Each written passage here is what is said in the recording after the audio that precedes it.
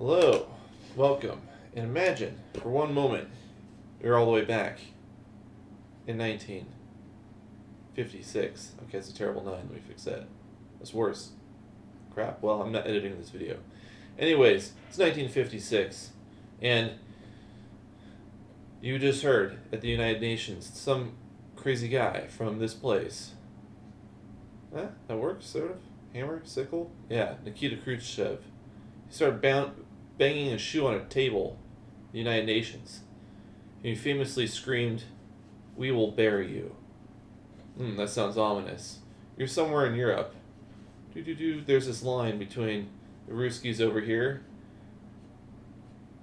Freedom, baby, over here. I mean, not United States is not Europe, obviously, but we had West Germany. It's not the scale. Okay. There was this real question in the Cold War. Russians had a bunch of factories. I'm illustrating here. Okay, this worked better in my mind, but anyways. They had these factories here. What do they produce? Tanks. Boop. Oh, okay. And they move these tanks along rail lines. That drawing here. To the front, between the east and west. Now you might think, well, why don't you just drive the tank from the factory to the front? Well, that's kind of a cheating route, but we'll allow it. Maintenance, really. You don't want to drive a tank that long, wear out the treads on it. It's just not as efficient. You burn a lot of fuel. I mean, they take miles to the gallon. So, of course, they put them on trains. I think I already said that. Oh, that's a better factory. Sort of. Well, I don't know. You'd be the judge.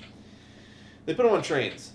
And there's a real question about, well, how many trains carrying tanks can they fit down this railway network from the factories to the front?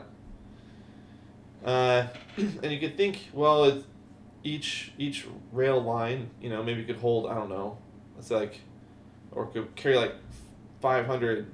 Like maybe this one could carry like 500 tanks over it in the course of a month.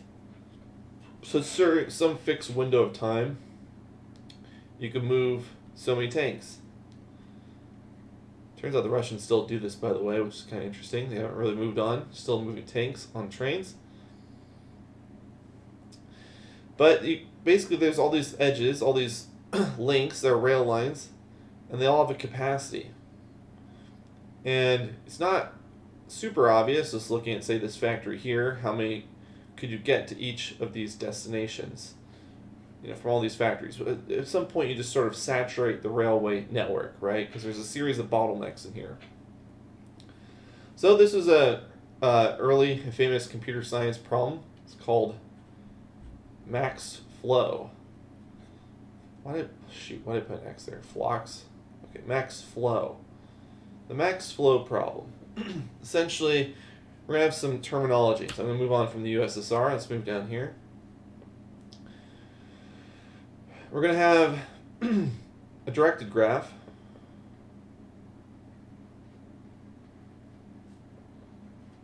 Alright, I think you know what that is. But there's going to be two special vertices. There's going to be a source and a sink. We're going to call the source S, and we're going to call the sink T. What's the source? Well, that's the source of all the tanks. It's a factory. It can make as many as, basically infinite tanks in a month. And the sink is where you want them to all end up. And you think, well, hold on, let's go back up to this graph. Wasn't there a lot of destinations along the frontier? Yeah, you can kind of just generalize and say, well, we'll just kind of put all of them into one collective bucket here, the sink. And wait, weren't there a bunch of factories? Yeah, we'll just pretend they're all their supplies, flow straight out of the source. So without any loss of generality, you can see that math language. You can you can just assume there's one source and one sink. So maximum flow just wants to determine how many tanks or how many units of whatever we're talking about can move from the source to the sink over the throughout the network. So it's not like a shortest path problem, because we can use as many lines as possible, as many edges. In fact, we should use as many as possible. And we just want to know just how many can they get there using as much logistics capacity as possible. It's kind of fun and interesting problem. It has a lot of different applications, surprisingly.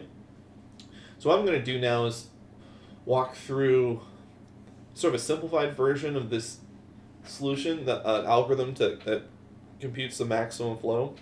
And again, with the maximum flow is going to be like, oh, they can move 600 tanks in a month, or 528, something like that. It's just a number. You could also think of it as maybe like water lines through a city, like how many gallons of water can flow through all the lines and pop out the treatment plant on the other side, down by the river or something. But the answer is just a number. How much can we sort of force through the network? But anyways, I'm going to show you sort of this simplified algorithm, which I think gives the sort of key intuition and insight. It has one sort of flaw, and then we'll fix that. And then, but I think the 2 steps is helpful. So remember, we have source, where everything comes from, and the sink, where everything ends up. Now, I'm going to work with this example where I'm going to draw this lovely S. Okay, I think I have enough space here. See, source and sink. All right. And these are just intermediary stops. So, back in the old Soviet example, these might be like train depots, basically, or some exchange where you can switch from one track to the other. But anyways, these are vertices. These are simply kind of features of the of the logistics network, but they're not otherwise important. Like, we don't really care how much goes through A or C in the end. We just care how much finally makes it down the T. And let me finish drawing this out. Okay, I'll use my little eraser here. Maybe that'll make it a little bit better. Okay.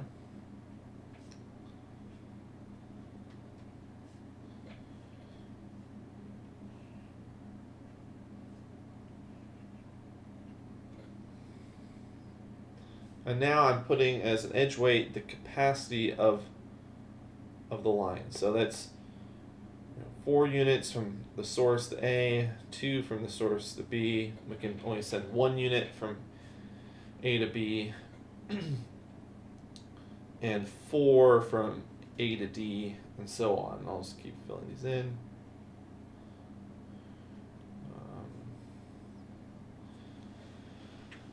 Great. So what we'll do is, I'm going to use this little nifty tool here, copy this thing, and paste it twice. Wait, did it work again? Okay. And I think, oh, why do I need 3? Well, what I'm going to do is, I'm going to clear this out. We're going to have a couple other copies of the graph. So I'll maintain the original for reference. This one in the center, I'm going to call it's going to be the solution. So I'll write up here, what's going on here? Oh wait, no, I need a pencil. Original, the solution, and this is going to be, we're going to call it the residual. All over here on the side. What the residual is how much capacity is left over. So it keeps track of, if we don't completely use all of a line in one iteration of the algorithm, we will we'll keep track of how much is left. so we can use it for subsequent iterations. Now, this algorithm is relatively simple. I've already covered depth first search. All it's going to do is look in the residual graph. We're going to do depth first search, trying to go from the source to sink. So I'm just going to pretend like that's this sort of black box. I can just call that procedure. I'm going to generate a path somewhat arbitrarily. Now, let's see here. Oh man, I'm going to go bright pink in here. All right. So let's say, yeah, I'll just draw the lines on this side. Maybe that'll look best. I'm going to send a path down this side from S to A to C, and C to T. Again, why does it pick this exactly? I'm just kind of somewhat doing it arbitrarily because depth first search has a little bit of arbitrariness in it. Like I could have gone to A or to B to start with. So I'm just picking this because it works out as a good example. But it doesn't matter for the purposes of the algorithm. We just say give us a route from beginning to end, and I'm writing it in the solution graph here, but we need to look in the residual. Yes, there's still capacity left along from S to A, from A to C, and from C to T. Now, let's just observe the minimum capacity on that, which is 2. All right, so now I'm going to put 2 along each of these edges. So what it's saying is that's the bottleneck. I'll cross this off. We'll put a 0 there, a 1 here, and a 2 there.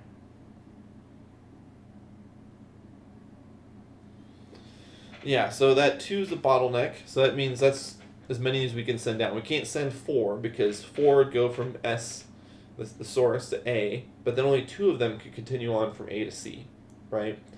And then, oh, there's more capacity now from C to T, but we can't get through that bottleneck of A to C, right? So that 2 is the limiting factor. So that was one iteration. We just picked depth through search. So give us a route. And what do you know it did? It got us away there. We picked the bottleneck on that path, and add that to the solution, and then subtract it from each corresponding edge in the residual. And we're just going to basically keep repeating this. Now, okay, let's do this again. I'm going to pick another edge, so I can go down from S to B to D to T. So that's what we'll do. S to B to D to T. And shoot, I didn't finish my example. Well, that's unfortunate. It's really 2 on this. Put 2 over here. Back to pink. All right, fixed. So again, the bottleneck along this outside path from S to B to D to T is 2, right? So we can send 2 down this side, 2 down here, 2 down here. Then we'll cross out. Since we're using that capacity, we subtract that from the residual. Ta-da.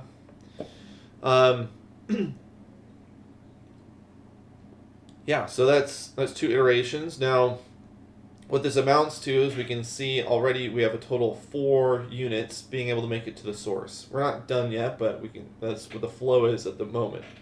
We have a little bit of capacity left.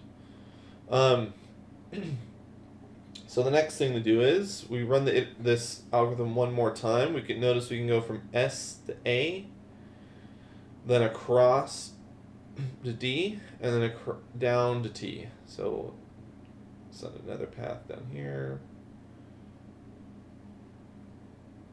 here, here. And what's the limiting factor on that sort of zigzag is 1. So we can add another. So I'll bump up the solution to 3 on that one because we're adding 1 to it. 1. It's like more of a triangle than a 1. Okay, let's try that again. Alright, I'll live with that. And then increment this to 3. And then decrement this a bit. Okay. Alright, 0. So now, looking at the residual graph. We just can't go, we can't find a path. So this is the point we're done. How do we know we're done? If we run depth first search, let's say it tries to go to B, it can't because that edge has 0 capacity. That's basically a non-existent edge. So it's our slightly modified depth first search. It just has to look at the edge weights. It can go down to A. It can go across the D again, but it cannot go from D to T.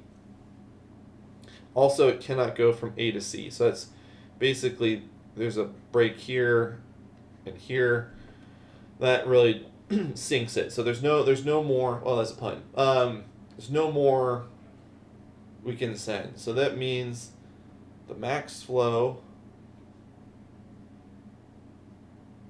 is 5. Not been a great day for penmanship, but there we go. So it's really just repeatedly applying depth first search until there's no more path from source to sink. And every time you apply depth first search, simply look at the edge with the minimum residual capacity, add that minimum to every edge in that path in the solution, and then subtract that amount from every edge in that path from the residual, and just repeat. So it's relatively simple. Assuming you're just using depth first search as sort of like a black box. But you might have noticed, well, what if I made slightly different choices? So let's repeat this example, see where it goes wrong, and then we'll sort of complicate the algorithm a little bit to make it work. We'll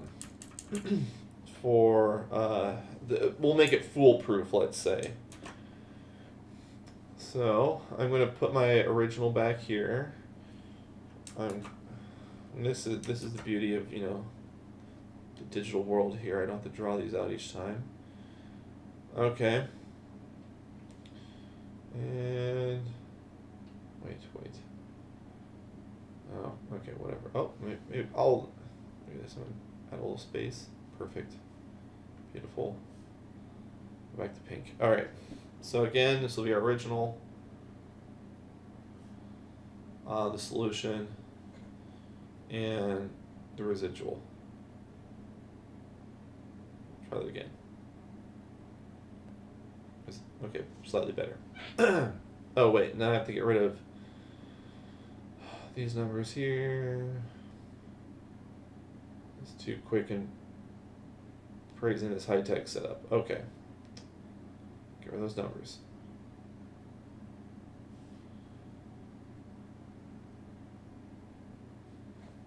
All right.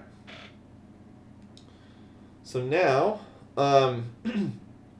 let's repeat, but let's sort of, if you had an eagle eye, you might have wondered, like, well, wait a minute, what if depth first search would give us paths in different order? Would that be a problem?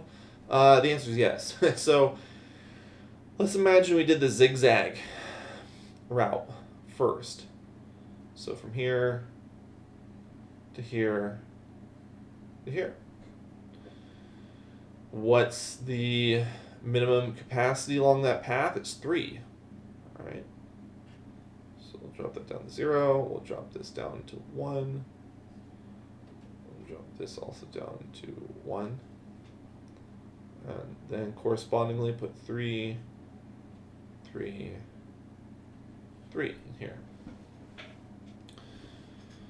You know, seems fine so far, right? Well, let's notice, if I want to send, as I move to the next iteration, notice from S to B, we could still send, we can still traverse that edge.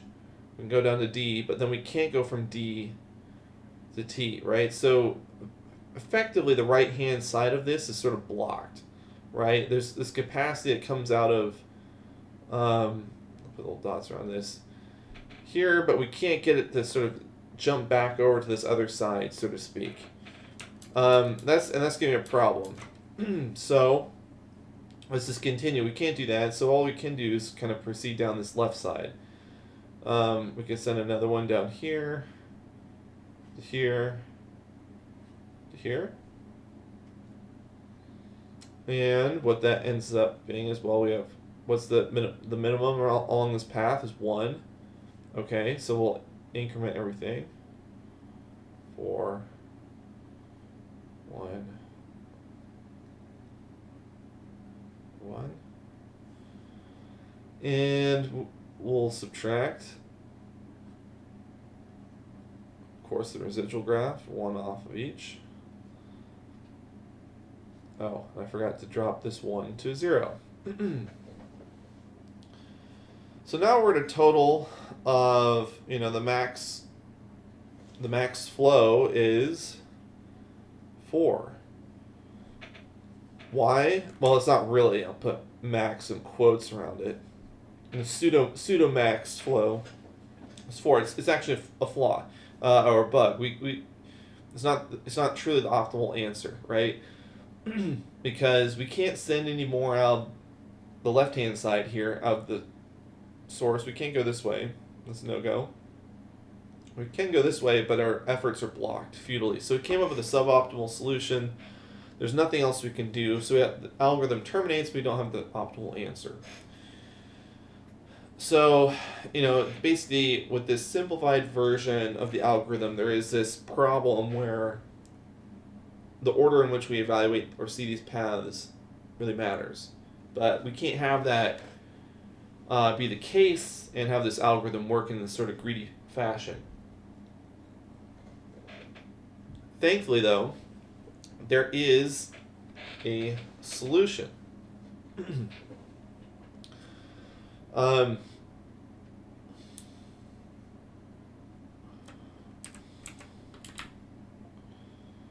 Let's see. Let me find some more space in my wonderful... Oh, there's Russia again. Forget it. Okay, let's go down here. So now we're going to do the sort of full version of this algorithm.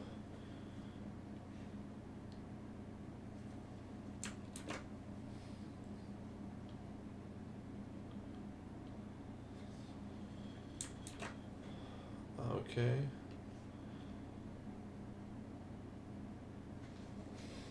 And it's called the Ford-Fulkerson. It's the Ford-Fulkerson algorithm.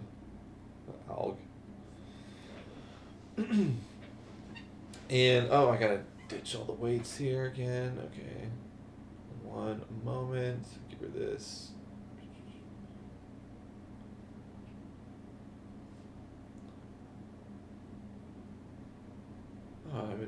Oops, this is copying one without the 2, so no.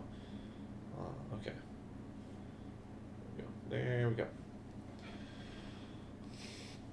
So it's going to be very similar, but we'll have to make this sort of adjustment for, well, what if we get the sort of bad ordering?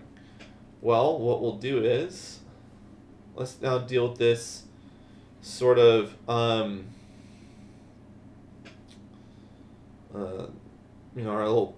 problem path here. I don't want to draw on this one, but it's a zigzag, so we're going to come across.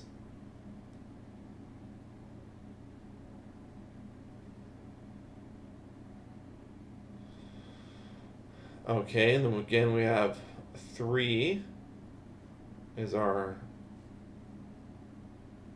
solution. And what we'll do is, we'll go through here and subtract 3 off, so we'll end up with 1 left, 1 left, and 0 left. But now, so far everything's the same, but now this is where it gets a little exciting. We're going to add these called residual edges that go in reverse. And since we subtracted 3, we're going to add 3 to this. And same thing up here. We're going to add 3. We're going to add 3. So what this really allows us to do is we can move along these sort of negative edges, but they're in a pair, right? So each edge has the residual, called the residual edge, in this residual graph. And when we add the one, you subtract from the other, and vice versa. And what this allows the algorithm to do is kind of subtly correct itself. So we took this sort of problematic route across the middle, but now we can actually we can utilize it. So let's say, okay, we go down the side from S to B, B to D, but then we can go across the A and then down the C and then the T. So we can do this sort of business.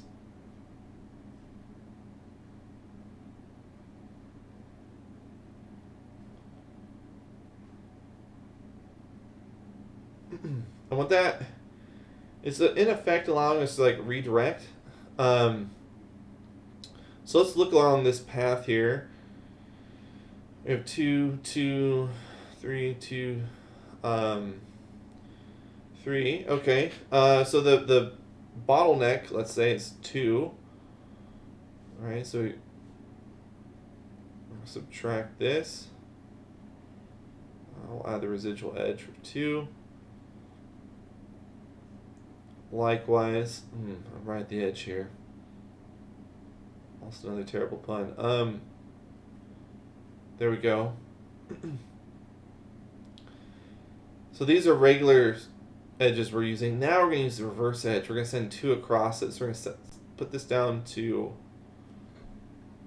1. We'll bump this one back up to 3. Okay, because I'm sending 2 across, and now we'll just go down this side, and I'll have 2 here, and then 0 left over, and then down here I'll be like this, 2. And as I mark this, I'll put 2 over here, 2 over here. I have to change this solution, so I have to subtract again over here to keep track of this accounting, so I can send 2 more down here and 2 more down here. And I think that, oh, wait. No, it's not, I didn't subtract 1. I said one thing and did another. So this has to go down to 1. But there we go. Great dyslexia moment right there, but I caught it. So what that allowed us to do is kind of correct this overcommitment from A to D. Right, so by sending along this negative edge, or what's called the residual edge, we're able to, in effect, redirect from A to D to A to C. Right? So it didn't change the amount flowing into A, but it did change the amount flowing into C and into D. So we kind of redirected, and then we got back to the optimal answer of 5. Yay! It's just the sum of these two. I didn't realize I didn't say that exactly out loud. 4, but I think you get it. Max flow is 5. Wonderful. And, well, that's it. So you have this kind of interesting, data structure of these directed graph with sort of these paired edges. But that's it. So now we can just happily run that first algorithm of picking, asking DFS to give us a path from source to sink, identifying the bottleneck on it, and adding and subtracting accordingly, and just keep doing that until there's no more path, right? And the sort of residual or negative edge, or whatever you want to call it, just sort of handles those mistakes and corrects it for us. It's kind of neat. I guess maybe I'll lay out some pseudocode for this.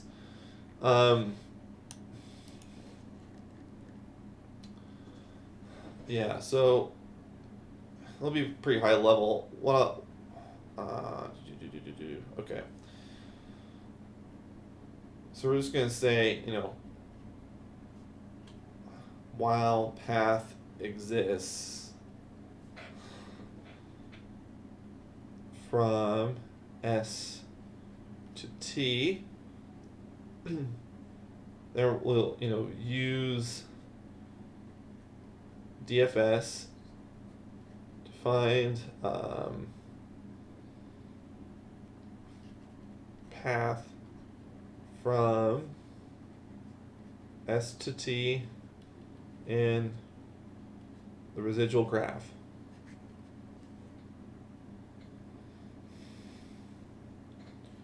Then we'll simply add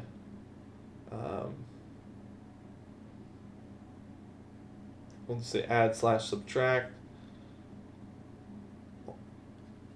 on the solution graph.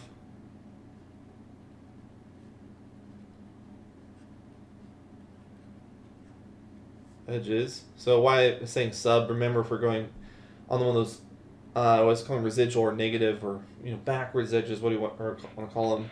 Those amount to subtracting in the solution graph like I did there at the end, because we're in effect redirecting. And then we'll add, subtract, I said on the, oh shoot, I left out a couple words. I said path, I should have said path in the,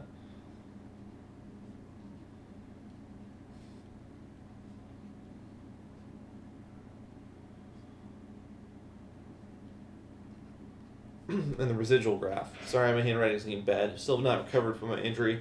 So my handwriting's taken even worse, turn for the worse. Hopefully it won't stay this way. And what's the time complexity of this? Well,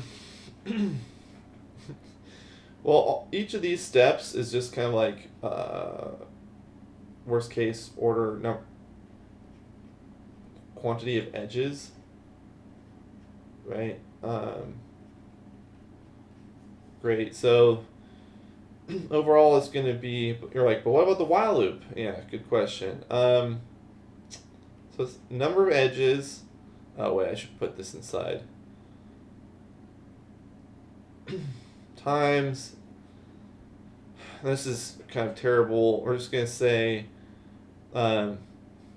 basically times the max flow. We'll put number, like the amount. Why is that? You can actually construct these sort of pathological examples where you have to basically readjust one unit every iteration. So if the answer ends up having a max flow of 10, you'd have to go through 10 iterations in the outside while loop. In practice, it's not nearly that bad. It's a lot closer to just order edges. But yeah, that's it. So it's this kind of fun, interesting algorithm about the Cold War, or today, however you want to frame that, and it's got a nice little solution. So hope you enjoyed.